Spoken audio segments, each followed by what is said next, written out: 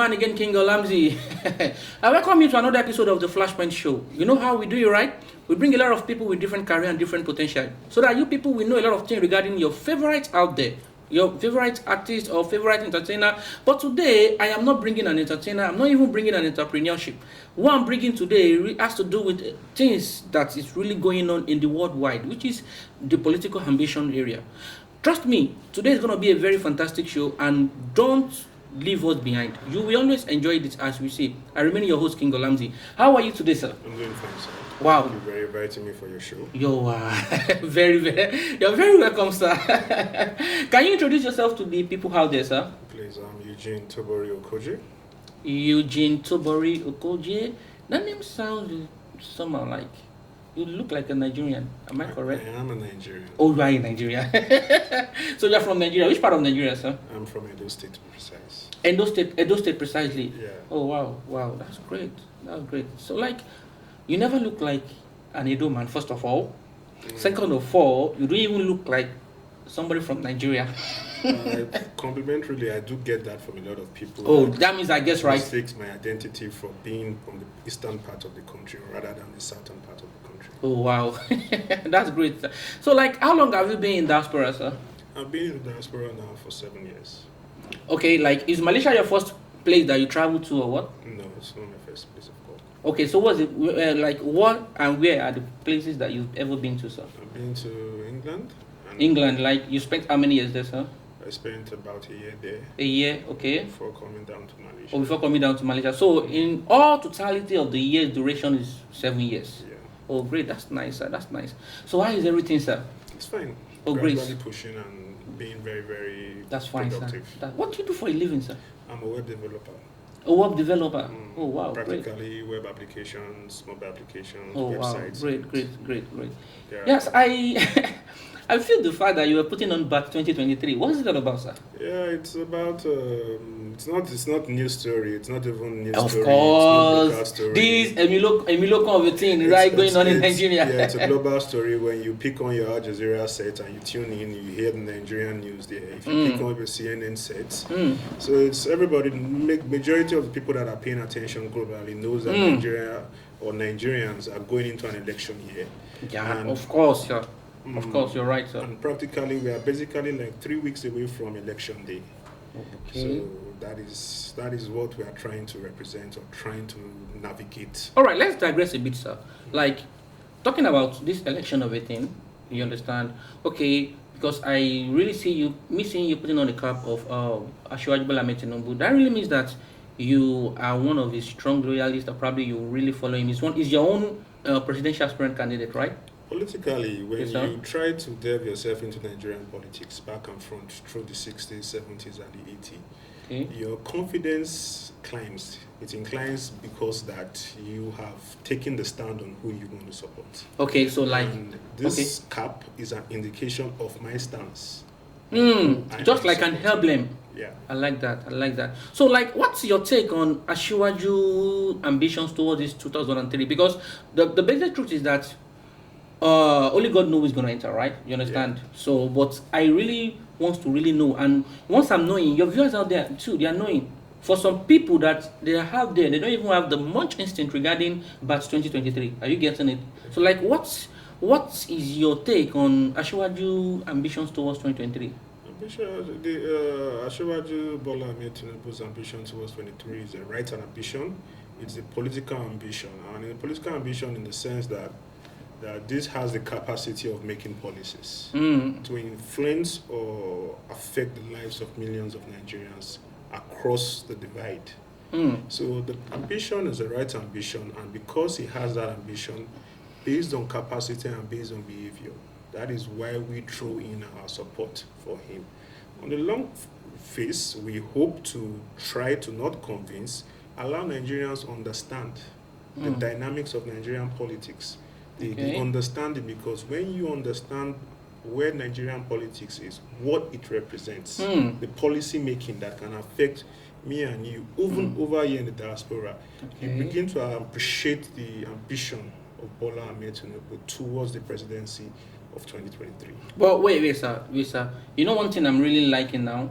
I'm loving the fact that you are standing as a Nigerian. You understand? Because a lot of people have heard so many things. If you ask any man from Yoruba, you'll be like, of course I have to follow Ashiwaju, I have to follow the other person or something, or other people from other tribes. So which means that you are not even looking at the tribalistic aspect of it. No, tribalistic aspect is cheap politics.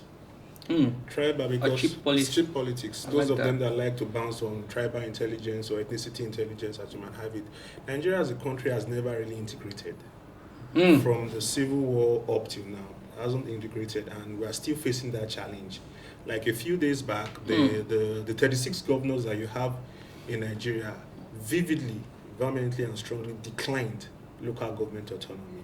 These are one of the things that Shiwaji Bola Ahmed Tinubu will address effectively, because you cannot have a country that does not have a local government structure. It doesn't work. So Nigerians in their millions must understand where the man's ambition is coming from. Of the 36 states that you have now, Lagos is the only state that practice LGA and an extension of LDA. So that tells you that practically... Sorry, sir. For the benefit of those that don't really know it, you understand? Like, can you tell what is the meaning of LGA and LDA? Now, the Constitution recognizes Lagos to have 20 local government area. Okay, sir. Now, by virtue of the Lagos State House of Assembly, you have LDA, which is local development areas, which is an extension that makes the areas in Lagos under the state about 40 or 50 plus in rapid development. This has given Lagos a structure that has helped it to develop. No city is perfect, but at least in comparison, you can at least agree with me that Lagos is still better than many other states in development. Okay, sir. You see, so sorry that I'm asking you this question, you understand? Because even I've heard it so many times, like, the man is so unhealthy. Sorry, I'm just talking about his healthy type now, right? Like, the man is so unhealthy. They say, like, the question is, how are we really sure, are you getting it, that someone of his age, especially probably what he's going through regarding his health-wise now, so how are we really sure that he is able to fit in for the current situation of Nigeria? Health is a factor. 100. It cannot dispute. But you see... So you agree to the fact that he's so unhealthy, right? Health is a factor. That we cannot dispute. But mentality is another factor. Mental health is another factor. And the omnipotent, the creator of all beings, not even the medical doctor in his capacity, can determine who lives long or who has longevity. This is a man that has pushed constantly from one phase to another phase to another phase. So why are you critically judging? On what grounds? Is there any ailment? Is there any known ailment? Is there any known tract of sickness or anything? So it's just political witch hunting to try to devalue his marketability or acceptability to Nigeria. Who in his right state of mind is healthy? Who in the world is in his right state of mind? Is Donald Trump healthy? Who is healthy? We are here. We have lived here for some few years to understand how the politics goes here. Now, at the time, Mahathir came back. How old was Mahathir? 92.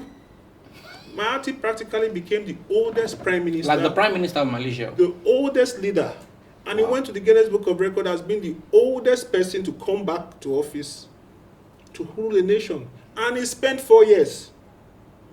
So what does that tell you? It's grace. Not really about, is he healthy, is he sick, is it this, is it that? It's grace. The only person that can grant grace long enough is your creator.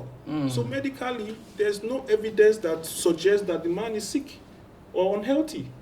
So it's just people trying to score their cheap points, demarket him, reduce his acceptability in Nigeria. That's what I see. All right, before we go on break, sir, I would like to ask this question very quickly. Trust me, I am not supporting anybody right now. Are you getting it? All I'm just after is that we want a better Nigeria. And we expect somebody that had the God-fearing of God to just have to be there. Are you getting it? So, like, we've heard a lot of propaganda out there regarding this political wise, especially regarding the man himself, Ashiwaju Bola Ahmed Tinubu. You understand? We've had a lot of things regarding that. Oh, okay, he's a thief. He's a looter. He's a lot of things. You understand? Like, can you shed light to that, please, in case of people out there that don't really understand, that don't even know? How do I transgress into that? You have to be into government to understand what government entails. Okay. You cannot be on the offside and asking the striker why did he not score. You have to be part of the team. So when you say somebody is looting or somebody is embezzling public funds, those are just mere speculation. You must be evidential. You must bring out evidence. You must be factual. You cannot just. That's what I call beer parlor talk or latrine talk. Because for you to accuse a man, honestly, for you to accuse anybody, you must have sufficient evidence. At least so the in fact. the absence of insufficient evidence, we can agree that all those are just beer parlor illusions and everything. So that is what I have to contribute about that. All right, guys. We'll be going on a short break, but before we go on that short break, don't leave us behind. Always be behind the tune. Don't touch that dial. I still remain your man, King Olamzin, and here with me still my guest, Mr. Eugene. God bless you. Stay behind.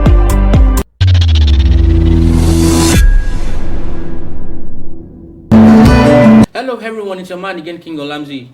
I welcome you back to the Flashpoint Show. Still with me, I still have my guest with me, Mr. Eugene. How are you, sir? I'm fine, thank you. So how is the atmosphere, sir? The atmosphere is very entertaining. I like that. Thank I like you that. for hosting us and thank you for giving us the platform to be able to Yo, disseminate yo. our message outside.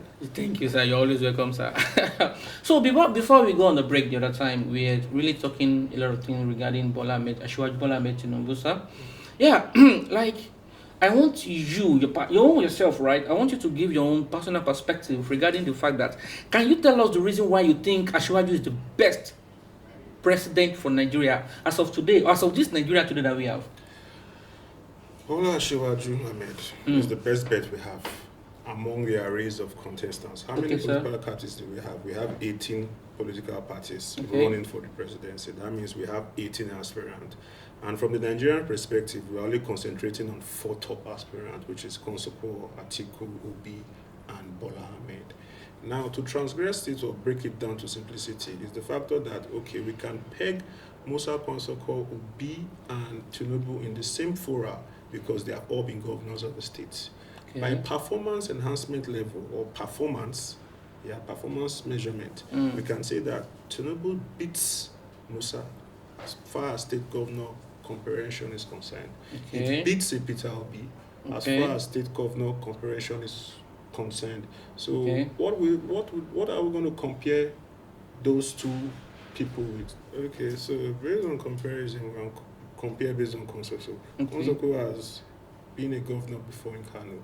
When you compare the level of development, the level of intelligence, the level of policy making, the most critical factor is the policy making. Policy making is what induces, is what makes you happy. It's not about the flashy cars, the gadgets, it's what makes you human. Because the policy makers is taking you along, and Tinubu fits into that category of making good policies for a lot of Nigerians. So by virtue of our comparison measure, he beats Konsoko, he beats Peter Obi. Now if we bring into Atiku that level, Atiku has been VP under the Obasanjo administration. But a lot of his followers will tell you that, he has been just a VP, he doesn't have the capacity to be an executive, he never signed any other thing, he never did any other thing. But he was a contributing factor. He was a contributory factor to the Obasanjo administration, true or false. They were the ones that closed down the local government. They were the ones that sold a lot of infrastructures that a lot of we Nigerian youths now are going to search for in the diaspora.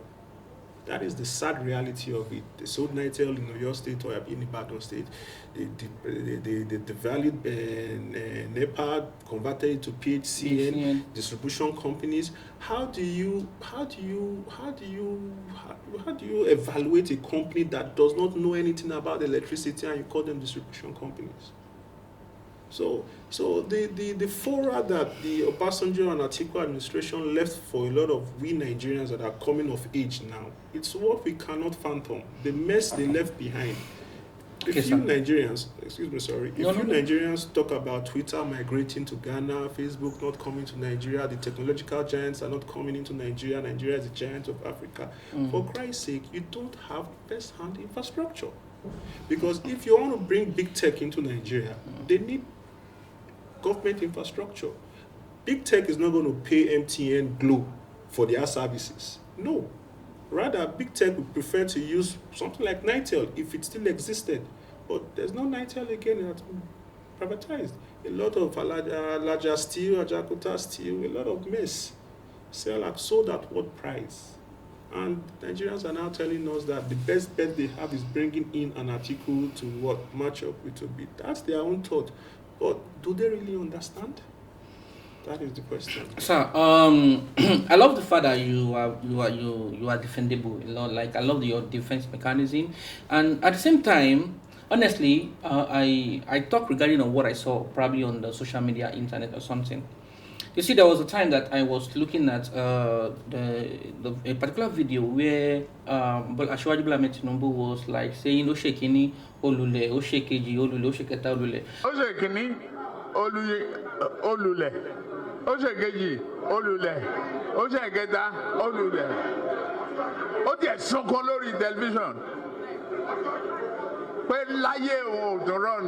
So now this is where I'm really driving to. You know, that means that it was, if anybody could have a clearer understanding of that video, he was talking about the fact that even Buhari, the president Buhari, Muhammad Buhari, that was there right now, you understand, like he was one that brought him, you understand, even when Buhari has lost thought, lost hope, you understand, in the presidential election and all that, and boom, Baba brought him there, Baba stood by him, and he won the election. Now this is where my area of specialization is, especially that it really calls a lot of Nigerian too. Are you getting it? Now, Buhari belongs to APC. Yeah, we agree that. Ashwaju Bola Ahmed Tinubu belongs to APC. We agree that. Now, before we even talk about Bola Ashwaju, are we really cool with the presidential what is it called? Presidential terms of this Buhari himself? Like, are we really cool with his tenure? Are we cool with everything that he's doing? Are you getting me? Mm-hmm. And now somebody that's hand over this kind of man, that okay, he will do it. Are you getting it? Yeah. That okay, Buhari can do it. Now he himself decided that he wants to now be. So what is now the speculation that he is going to do even much more better than the present government that is about to leave the seat now?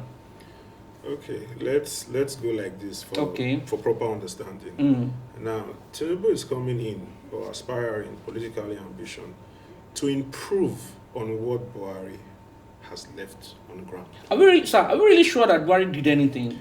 Buhari did. Are we sure? But for naysayers, you have a lot of naysayers. A lot of Nigerians are attributed to that performance. You have a lot of naysayers about the Buhari administration. But yet you saw him commission the Dangote refinery. That is Dangote's refinery in Nigeria. This is what Dangote's refinery is going to do. It's going to collect crude oil from the Niger Delta creeks. It's going to refine that crude oil on behalf of the federal government of Nigerians. It's going to reduce the imports of PMS internationally into the country. It's going to refine those finished products and it's going to take it to the oil tanks in Apapa for dissemination inward. So Dangote's refinery, although it's private, it cuts out the middlemen, all these independent marketers that you see around. It cuts it totally off. You understand me? Now the backtrack on Dangote's refineries is sabotage. You know Nigerians and how they cut pipe and how they drill oil and the bunkers, and that is the only backtrack. If not, for Dangote's refinery being a private refinery, it's good. We should have another capacity like that, maybe somewhere in the east or somewhere in the middle belt. That is what I feel. But maybe by the next administration they will talk about that. But for now, you saw Buhari commission Dangote's refinery yesterday. Now, where they tell you that Dangote refinery is part of the one or two things that the Buhari's administration can show as an achievement. Yes, because they gave him the license and go ahead and all the facilities to go ahead and do that, but it's a private refinery. Then you saw him commission the rice mill in Apapa there, or one of these Lekki seaports. You saw the contribution of the federal government to the Lekki seaport. You saw the third Niger bridge. You saw a lot of other infrastructures that the Buhari administration brought in. You saw the rail. I'll tell you a story. I was leaving Nigeria January 1st, coming back to Malaysia to continue my studies. And I was going to the airport, and I saw one of these rail carts. It was moving from that Apapa Way Road going into the tracks. I saw this firsthand. So that tells you that, and this was how many years ago? About 3-4 years ago. That tells you that this man has tried more than his predecessors of Obasanjo and Atiku. So he is bringing in a Tinubu to improve on what he has left on ground. And Nigerians should appreciate the fact that we have somebody that is even going to continue the Buhari administration policy. Now, Nigerians are very critical about the economy. Yes, everybody's hungry, but I tell you, hunger is not a good assertion of judgment. You understand? A lot of people are hungry, but the economic challenge that we face as a nation is not a force. It's not. You cannot really say it's a fault of the presidency. External factors are there. Global recession is also there. Now, the one that pains me most, because a lot of people have that little understanding, is the lack of the local government autonomy. Because when federal government implements their federal policy, it doesn't get to the local government. Policies on agriculture, policies on education, policies on drug control, it doesn't get to the local government. It stops on the governor's table. They keep the money in their pocket. They do a lot of rubbish. So we should be appreciative that we have somebody like Bola Ahmed Tinubu coming out, whether you try to agree with his behavior, his practices, or his expression. Because you say Olule, Olule. Now, what Tinubu was trying to express there was that Buhari contested many times, but did not acknowledge him as a political gladiator. But upon acceptance, an accord was struck between Buhari and Tinubu. And he said, okay, if I have your trust, I will participate with you in your election. And that is what he's trying to interpret there. That he is not somebody that you should push over politically in the landscape of Nigeria. Okay, sir. But you see, sorry to ask this question, right? But because the way I see it, you understand, like if I may even ask, what does Bola Ahmed Tinubu still want to do with the power? He has always been there as the kingmaker himself, right? Everybody knew him for that, you understand? Because even with a lot of products that has come from the lineage of what is it called, Bola Ahmed Tinubu. Are you getting it? Like, what do you really think that he still need power for or something? Let me tell you this truth. As painful as it is, as educated as we as Nigerians, we are still practicing indirect primaries.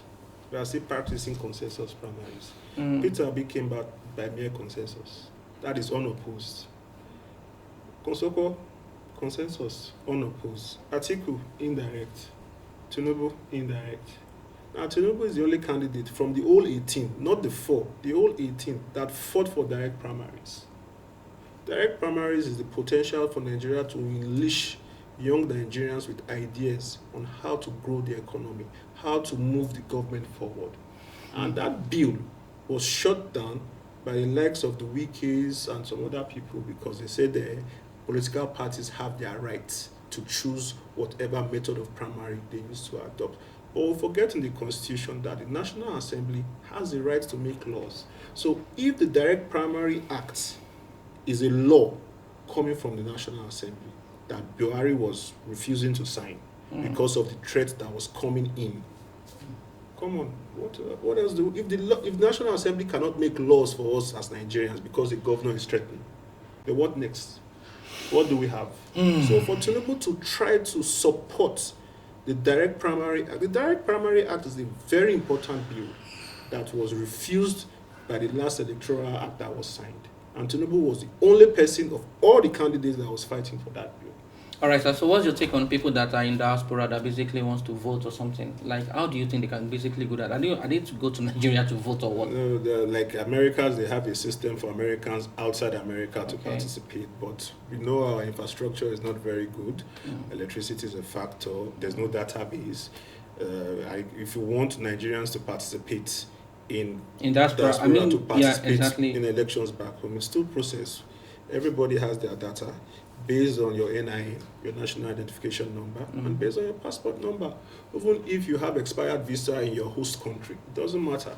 But the records will show on the system that so and so person or so and so passport is allocated somewhere and so here.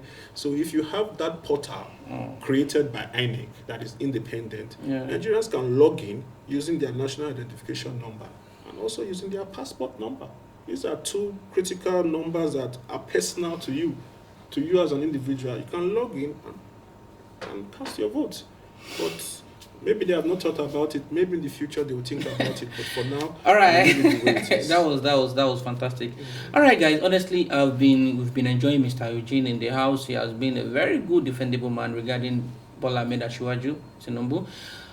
Sir, you see, before we leave the show, sir, let me quickly say something, guys. Probably you still have one or two things you want to say or you want to add to it. The comment section is always open it's always open. Trust me, we will attend to it. I myself, I will attend to it. And rather you want to ask him question, because to me, I think that the question I've asked him enough will be able to convince you out there that, okay, I've done justice to those questions. But I think that you still want to do one or two questions, please put it on the comment section. I will attend to it. I stream in your host. Thank you very much, Mr. Eugene. Thank you very much, sir. I'm very glad we are, on behalf of the Brain Boss Entertainment, we are glad having you today, sir. Thank you very much, sir. I still remain your host, King Olamzi. Make sure you subscribe to the Brain Boss YouTube channel so that and make sure you click on the notification button so that whenever we drop new videos like this, you will be notified. God bless you. Thank you.